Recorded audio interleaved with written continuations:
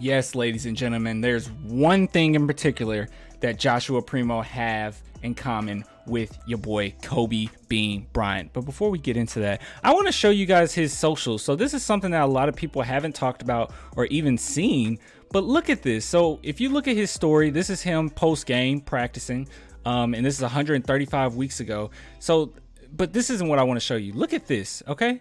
Look how sick he is. All right, yeah, not Pierce. Look at this. You get this poster right here. Like these while we're sitting back questioning the pick, this is what the Spurs have been looking at, okay? Look at these handles. Okay, you guys might have missed that. I'm sorry. Hold on. Let's go back. Look at these handles. Ugh. Ugh.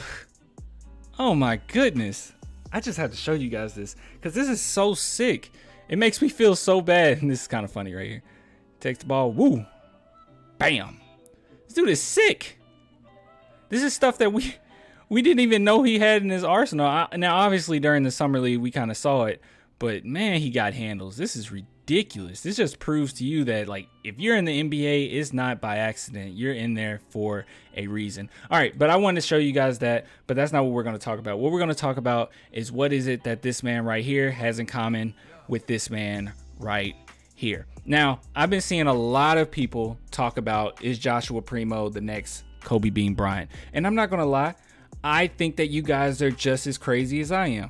But with that being said, I dismissed it just a little bit because Joshua Primo he's going to grow a little bit more. He has kind of a better passing ability, but I definitely see it. I see the Mamba mentality. I see the scoring. I think people kind of get hooked on the fadeaway and they kind of just roll with that. But with that being said, I see some of the similarities. The defense, the shooting, I get it, okay? I understand. But he doesn't have the athletic ability of Kobe Bean Bryant. But this is something that he does have in common with Kobe. He is ambidextrous. Now, if you don't know what that means that you can use both your hands equally. And only 1% of people in the world are ambidextrous, okay? Now, with that being said, if you want a little bit of context of what NBA players are ambidextrous, here's basically a list. Shout out to Bruce Johnson, who posted this a couple years ago. This is pretty great. But we got Kobe Bryant here, Kyrie Irving.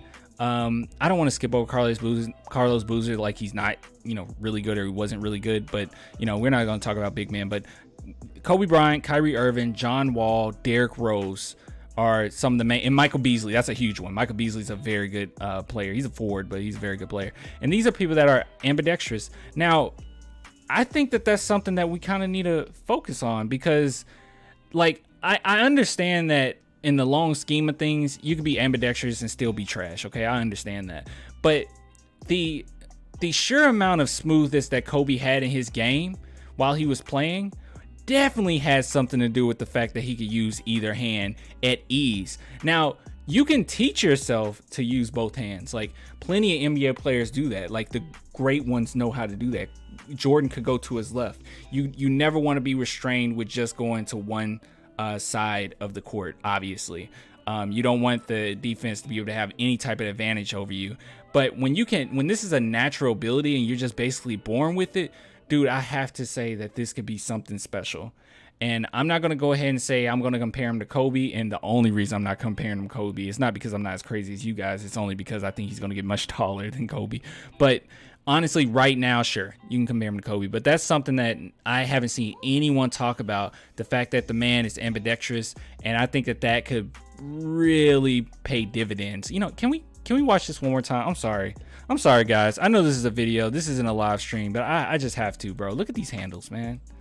This is so sick to me. It's just so smooth. I think that's the main thing. We're not really accustomed to that right now. Look at this. Yeah, we're just not accustomed to moves like that right now, unfortunately. But, we'll eventually get there. I think Lonnie Walker has it in his arsenal for sure. But yeah, man, I just wanted to show you guys that, just bring it to your attention that that's one of the main things he has in common with Kobe, which is pretty great, if I have to say so myself. Now, with that being said, I do have to shout out the patrons once again. So, patrons, we're going with Jason, Nick, Jonathan, Donald, Jerry, Eric, Mark, Jonathan. Once again, this is a different Jonathan. Devin, Miguel, Baltimore, Billy, Conrad, Chris, Tim Harris, Eric, John, Ricardo with the 25 piece. That's still ridiculous.